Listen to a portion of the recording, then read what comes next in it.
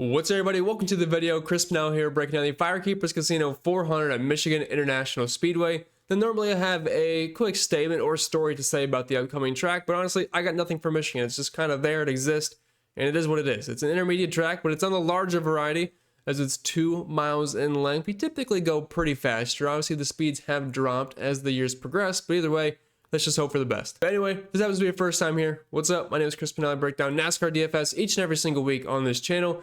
Videos on Saturdays, live streams on Sunday. It's going to be a bit of an earlier race, and plus we've had a lot of night races recently, so I'm planning for around 12 or 1 p.m. Eastern, so be there, be square, always a good time. And if you do end up enjoying today's video, make sure you leave a like down below. Subscribe channel for brand new. Let's dive right into it. All right, let's talk some strategy here for Michigan. Nothing too crazy. Now, it is an intermediate, so it's the typical strategy, although we do have less laps this time, so you can kind of shift away from the dominators just a tad bit. You're still going to want at least one, but the rest is going to depend on how qualifying goes. If we have all of our good drivers up front that we think can win the race, it's going to pretty much just be those two dom builds. If we have like one guy up front we expect to dominate, and then the rest are kind of littered throughout the field, you could go a one dom approach and then just get some hybrid guys, but it's going to fully depend on how qualifying goes. But I wouldn't stretch it to 3. We're looking at 1 to 2 this weekend, depending on Q. And if we're looking at what tire we are using this weekend, I believe the right sides are actually using a super speedway tire. I saw Daytona was on there. I want to say Talladega. I have to double confirm that. Left side is using the Charlotte tire. So we're kind of just looking at the intermediates that we've ran at this year. And yes, we have Michigan track history, but I think the most important thing looking at this week is how they performed at these style of tracks this season, because I think that just trumps more than just a one race sample size from either last year or all the way back from 2022. And if we do look at those tracks that we've ran at this year and put it into a plot chart, this is the result we get. And as you can see, obviously in the top right, that's where you want to be. The bottom left is where you don't want to be. William Byron has been in a league of his own. Now, I can give some context behind that. I am in no way saying he has not been good. He has been fantastic. But the reason why he's above guys like Kyle Larson, Ryan Blaney, Tyler Reddick, those guys, when they've also been very fast this year, is because William Byron is just a qualifying master. I have to double check. I'm making this number up, but I just feel like he hasn't qualified outside of the top 5 or top 6 this year. It seems like, at least on these track types, he is always up front. He stays up front. When he gets clean air, he's in the very front. He just doesn't typically have any issues during races. Clean pit stops, just clean everything, really. So that makes his running position extremely elite, makes the drive rating great, because we all know clean air is what is the most important thing, and I don't think anyone gets more clean air than William Byron. Now, past that, we have Kyle Larson, who's also awesome, Ryan Blaney, Tyler Reddick, and the reason they're a bit lower is because they don't always qualify as well, especially Ryan Blaney. Kyle Larson's Nashville race last week, that puts a damper into things. He's had a couple of races where he has issues, and he's got to drive his way towards the pack, but as you can see on a driver rating level, they're not quite to Byron's level, but that's just some added context why he's in a complete league of his own. Denny Hamlin's also been good. They've actually gotten more speed recently. Joey Logano's been great. Chase Elliott, even though he's not dominant, he just kind of hangs around there.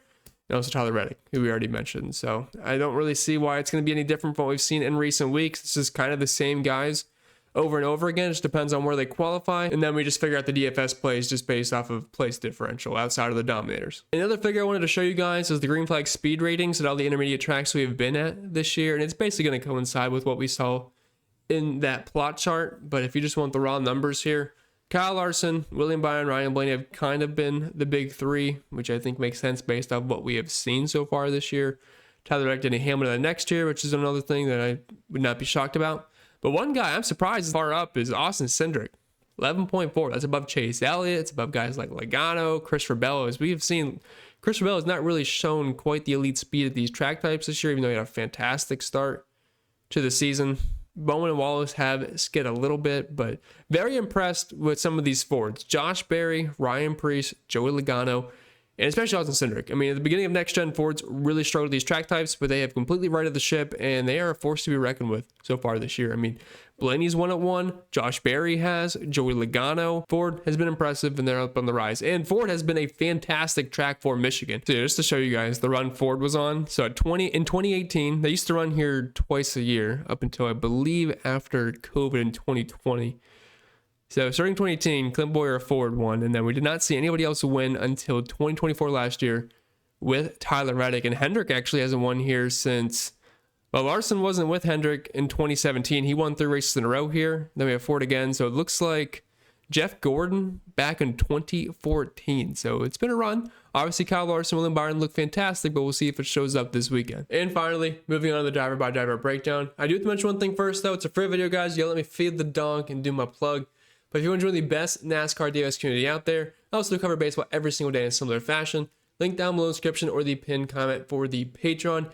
And if you are a new user, there's absolutely no reason not to come in, check it out, and test drive all the tools, as you can get a free week trial and you have access to every single thing on there. I don't want to sit here and bore you to death and mention everything, but you can pause, take a screenshot, be my guest, but you will not find this level of content in this amount for the Truck Series, Xfinity, and Cup Series available to you at these price tags. I also have an optimizer for DraftKings and FanDuel, and the DraftKings Contest Sim Tool, which most places are going to charge you an arm and a leg, and you can simulate up to 10,000 lineups at once, whether you are in cash games, small field GPPs, or even large field tournaments. You can see which drivers offer the best ROI before the race starts, or which lineups stack up the best in tournaments. If you want to come in, check out all the data that I have to offer, previous data or predictive data, I got you covered, and I have a fun Discord as well. So you want to come in, check it out, you know where to find it. Link can be found down below. All right, it's the next day. Practice and qualifying has just concluded, and this looks like a pretty interesting slate. I am not seeing any standout plays as far as the dominators are concerned.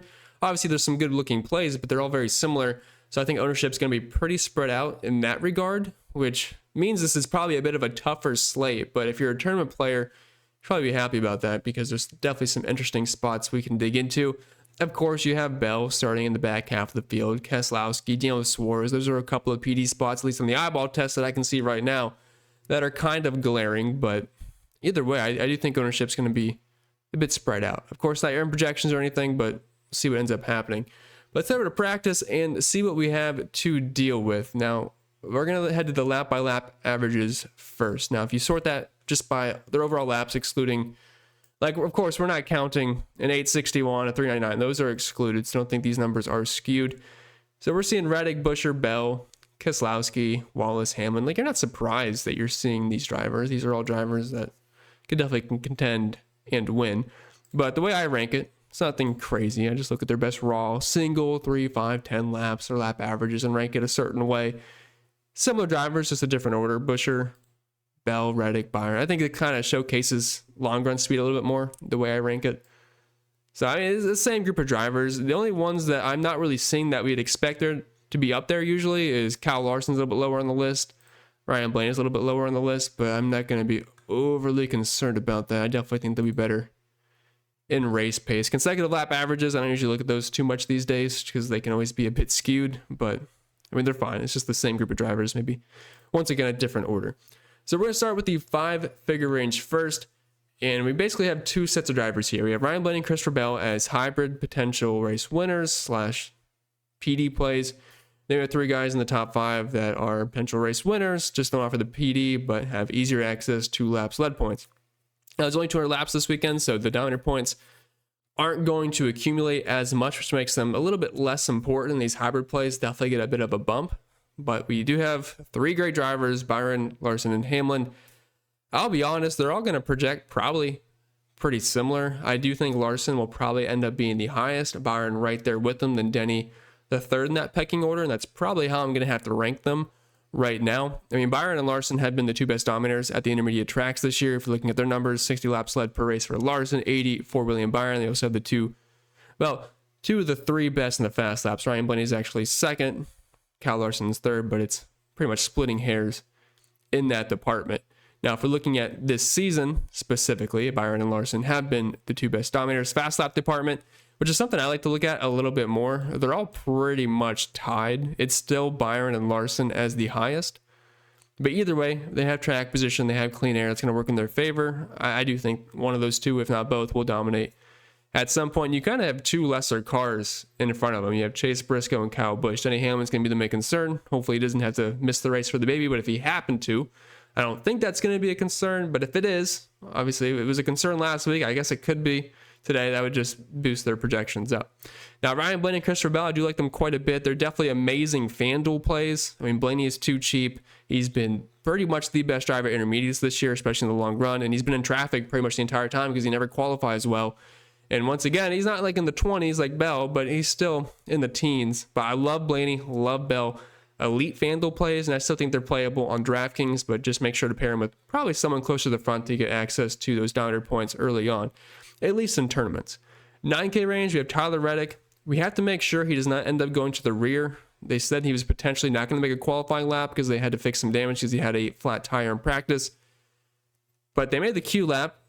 We'll just have to end up seeing. If he goes to the rear, I mean, it's going to drop his production, I guess, a little bit, but I don't think it's going to be too much of a concern. I do like him at $9,800, especially if he doesn't end up going to the rear. He's kind of a similar play to Ryan Blaney, just a little bit cheaper, but he's been one of the best drivers at intermediates this year. And he also won this race last season, breaking up that Ford parade that we have had for like 4 or 5 years now. Chastain, Logano, Elliott. I mean, all these guys look like very similar plays. I just think Reddick has the best dominator upside between all of them. But Ross, Logano, Joey, I mean, they're fine. Based off of what we've seen this year, intermediates, once again, all just very similar numbers. 3 top 5s for Chastain, 2 for Joey. Elliott doesn't have any. He's been a top 10 contender, of course, kind of in that 5th to 10th place range.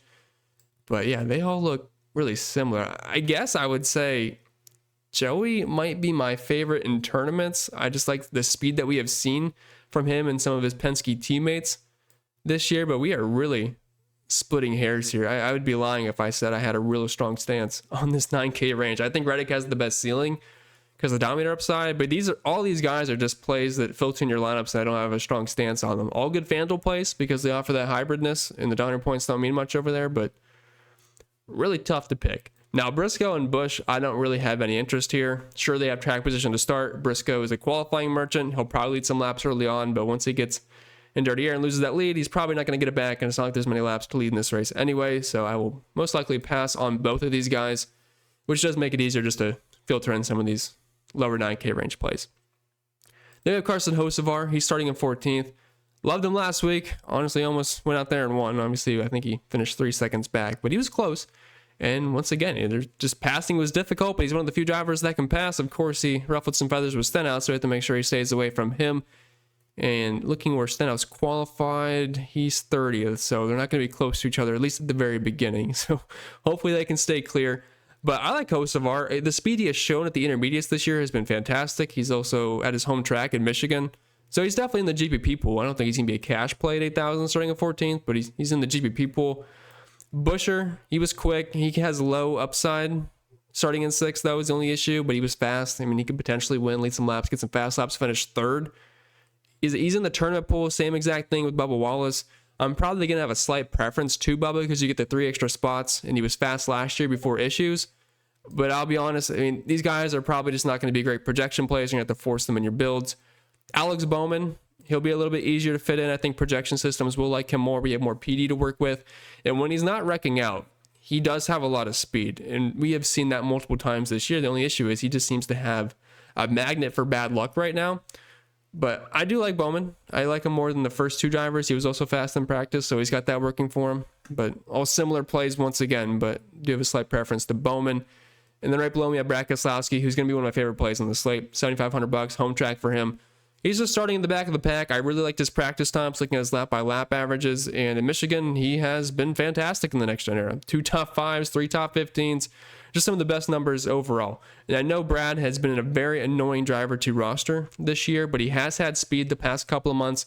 So a lot of it has bad luck. But I believe it was Charlotte, right, when he finished in the top 10. So the speed has definitely been there when he can put together a full race.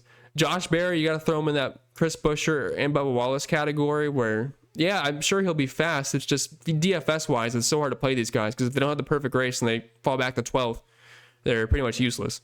Austin Cindric, same exact thing. I hate to keep saying it, but I would be lying if I sat here and said, oh, we have a huge edge on Austin Cindric compared to Bubba Wallace. That's just not the case.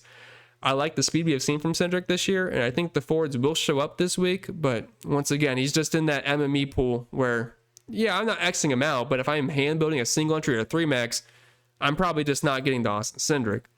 Now, Ryan Preece, I do like a lot. He'll be starting in 23rd. I think Keselowski, Bona, and Preece are probably the best plays in the 7K range. I play Preece just about every single week at this point. He always seems to start like 18th to 25th, and he's around guys that are going to be higher owned, which drops his ownership. And he's just fast every week. He's a top 15 contender all the time. If you're looking at his numbers so far, intermediates this season, running position inside the top 15. He has 4 top 10s, average finish to 15th. I mean, yeah, Ryan Preece is an awesome play. I think he's right there with Brad Keselowski. Dropping down to the 6K range, Ty Gibbs. Crazy to think we have a JGR car in the 6K range these days, but I think it's deserved at this point. I mean, Ty Gibbs has not been good this season. He is starting in 8th. He had some of the best practice speeds, but if we're looking at his numbers this year, I mean, it's just been ugly. A running position barely inside the top 20. He only has 1 top 20 finish. 1 top 20 finish at intermediates for Ty Gibbs this season. That is an absolutely brutal run. So while the practice times are there, I just have a hard time trusting him. Like, he might be fast at certain points of the race, but putting in a full race for this team in general, like pit crew and everything, probably going to be difficult. So I don't really think we're going to get there, especially when you have Preece starting many spots further back. Eric Jones starting in 22nd. He's shown some speed recently. This has been a good track for him, and this also has been a really good track for Ty Gibbs. I will not argue that. So if you want to just go off a track history for Gibbs, that's fine. He's been in the top 10 2 out of 3 times, in the top 15 every single time with the top 5. But I mean, Eric Jones, Ryan Preece, I mean, they start to double the spots further back. And Eric Jones has also been really good here. I believe this is also his home track. He's from Michigan, so I like him. I like Dylan Suarez, another good track for him. So it's like, just give me the PD. AJ Allmendinger starting at 19th. Didn't quite have the speed last week. Of course, had the issues. Super quick at Charlotte. Maybe they were cheating. Maybe that's why they were so quick. Personally, for me, I would rather play Suarez. I'd rather play Jones. I'd rather play Preece for just a little bit more. So probably not super high on Dinger. I mean, he's not an X out of the pool guy, but he's definitely not going to project as well as the 2 above him, I don't think. Maybe close to Eric Jones. I don't think it'll be too far off. So whatever your Eric Jones exposure is, I'd say maybe it's slightly off of that. Zane Smith's unplayable in 10th. Austin Dillon, McDowell, Stenhouse, Gregson. I mean, once again, it's not like we have a big edge here. If you're looking at practice, Gregson had some pretty solid speed. Dillon was also probably next best in that category. So maybe Dillon and Gregson are your slight edges there just based off of practice. But they're all just getting filtered in. I think Gregson might end up projecting the best. He's also $5,900. But him and Dillon, I think, are fine plays. John Hunter Nemechek starting too far up front for me. I know we had some decent long run speed there. Just I can get 8 extra spots for Gregson with similar practice times. So it's kind of easy just to go that route. Gillen starting 12 spots further back. Haley. Not seeing too much in the 5K range, though, I like. Ty Dillon starting way too far up, and he's impossible for me to get right. I just can't do it. It seems when he seems like a good play, he just ends up not being a good play. And when he seems like a horrible play, he ends up being a good play. So I don't like him here. So in 18th, maybe you should play him because I just don't like him there. But other than that, I mean, Gregson, I think, is far and away probably the best 5K range play. Other than that, you're just filtering in Gilland, Justin Haley.